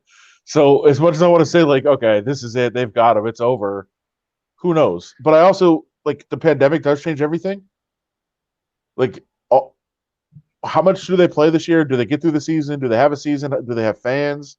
Like, if they have some year where revenue is not there, they might even change how they think about it and just look at them and say, all right, now we don't even get to sell out arenas anyway. So it's probably a good time to just get you out of here. Right. Anyone backing that guy? Come on, man. It's so ridiculous. It's any of the programs that got caught in the FBI net, they were doing it before. They got caught, doing it this time. They're dirty programs, and I truly believe, because Petro was trying to bust my chops last week because I was saying, I think Gonzaga does it. But it's levels, it's levels, and it's also managing it. It's doing, if you're Wichita State or you're Gonzaga or whatever. I mean, Arkansas now. There's levels, and there's doing it where it's not just it gets to the point where it's just fucking insulting. It's so outrageous with Miller and Wade, where like at some point the other coaches need to rise up and be like, come on, man. They're like, we're all playing the game, but you don't have to be ridiculous. Now we're paying, the fourth guy in your class is getting $150,000. I mean, stop. We won't even get into Kansas. That's yeah. And here's the classic line with Tark, right? Yeah. What was he joking about Kentucky cheating and then the Cleveland State? Yeah. There's a lot of these that have come up. For a lot of people that saw the documentary on Showtime, which was really good about all this stuff that went on.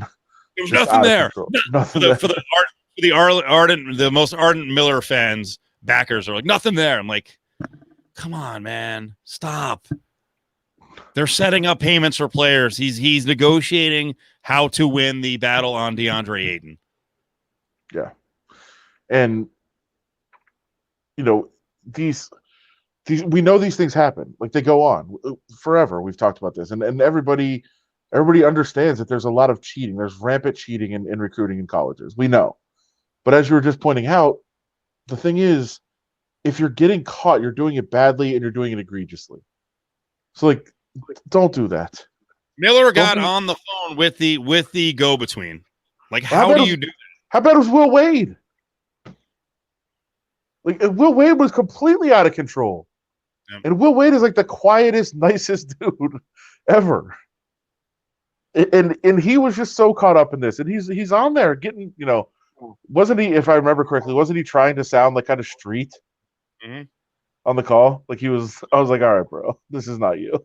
Like, what are you doing? It's ridiculous. But we'll see what happens from it. I think that'll do it. I think we're out. So we appreciate everybody. We're back tomorrow night. Who's on tomorrow night? Oh, Allie will be back.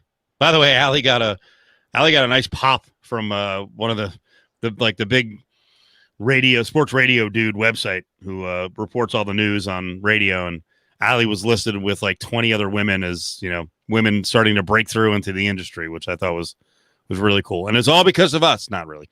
It's all the stuff she's doing on video in the world of sports gambling. So we're back tomorrow night. Alex will be back. We'll see what he has to say. Probably more election stuff as he's. Wait, is Allie Q? Yeah, we started naming her. The QAnon Allie. Now she's you got to watch, man. She's like every fucking sport, especially when it comes to gambling. There was some conspiracy. This is what they wanted. Okay, That's it. That's fine. It really is. It's entertaining. But she's Yeah, not Alex actually Q though. No. Okay. But she's Alex Jones' sister. Okay, that's There's fair. always some conspiracy. I love that. She will. That's the She bit will now. eat your family. Yeah, look, everyone. Conspiracy theories. Everyone's got it. Oh, they're everywhere. Was this last right, week? I might go back and watch it now. Yeah, it was last. I think it was Monday that she was on. I think I can't keep track. Everyone's switching days. But, she's back on tomorrow with Alex. So, and we are. Where are we tomorrow? Oh, we're actually in studio tomorrow. So 2 to 5, shorter show. World Series Game 6. Guess tomorrow. Can I remember any of them? Ari's here. We have a set lineup. Who's on? Who'd you book today? Oh, do we have Schlereth on tomorrow? That'll be good. Is he coming through? Oh, wait. Oh, never mind. What? You don't. And I get that reference now. You don't have him on tomorrow. What do you mean? I don't think, do you? No, he booked him. Yeah. Oh, I thought it was supposed to be for today, but we couldn't have Amin and Schlereth on, so. No, they both agreed to do it today, and then I guess Ari worked it out, and Schlereth said he would do it tomorrow. So that's awesome. Did you see? Because I won't be there tomorrow, so I can't ask him. Did you see how much hate he was getting on Twitter? 4? I actually set a column during the game, just for Schlereth, which, by the way, I don't think I got all of them because I don't think people know how to spell it. Right. But people were just basically accusing him of being just the biggest Tom Brady fan of all time, and like basically just treating him as Jesus instead of a football player. I actually, when I watching in the first half, I thought he was actually over exuberant about the Raiders. Really? Yes. Yeah. I wasn't watching. I don't know. I'm just basing it on Twitter. No, I'm saying when they were competitive in the game, he was loving and raving what they were doing on offense, about how they were mixing it up. He freaking loved it. So typical bull crap from people watching where, this guy's anti this, he's pro that. Like, just shut up. I just set another column for Schlereth Brady. All right. I don't know. I tried to go deep divey with Adam Amin, but he didn't want to tell the story today. So Adam Amin was on with us, and he said, basically there was some guy going, some bot, whatever, whoever it was, going at him saying that, it's not, if you're a person of color, it's not tough now to get a job. And then Adam Amin went back and forth with him a couple times. And then Adam was like, yeah, I get DMs all the time, Crooked knows this and, getting called this and that. And he's like, cut it out. And then when I brought it up on the air to him, I kind of lobbed the softball at him. Do you think was he saying I was minimizing it? Because I said, like, someone's busting your chops. Yeah, I think that's what he was getting at. He didn't use the word minimizing. No, he goes, I wouldn't be reductive. I'm like, I wasn't. Yeah. I was trying to leave the door open so you would tell the story, and then he didn't want to tell the story. But then I don't know, whatever. At the end, he said, I guess he told Ari he'd come on again. We've had him on a bunch of times. He's big buddies with Chrissy, so he's a good guy. And the fact that he lets everyone mock on how short he is, so but he's a very good announcer. I'm actually laughing at all of these tweets. Everybody should go do this now after the show. Just set a Schlereth Brady search on Twitter. It's Raider Nation doing it mostly. Raider fans. Oh yeah. Well, I mean, he did the whole thing where he's like, anyone who says he's lost in the arm straight, he was going gaga over Brady, but Brady was fucking awesome. Is Mark Schlereth actually dating Tom Brady or just pretending to for TV? Whatever. I will say, and they flipped it in the second half. The first half was so bad for UNLV. I thought it was kind of getting insulting. Like Carter Blackburn and Aaron Taylor were like just outright laughing. Like, relax. It's the first game of the year. They're getting their ass kicked. And then Aaron Taylor actually turned it around the second half and was like, then he was like raving about UNLV and how they played in the third quarter. And you're like, it's still 27-6. So somebody might have told them something. What? Like dial it down? Like, man, settle down. They're trying. Relax. Well, that's more likely to happen in college football than it is in the NFL. I don't think anyone told Schlereth to start going crazy. It was cool. I mean, I don't like Tom Brady, but it was watching him and Gronk connect. You're like, I should vomit over, but at least it's not Belichick, and I like Arians, so at least if they win for Arians, it's something good. So what he said, if Schlereth is doing this game on Zoom, we should be aware of a Tubin situation. I will. You know what? I will definitely bring a. I'll set up the column and can I give him that one? Yeah, That's a good line. That's a really good line. Yeah.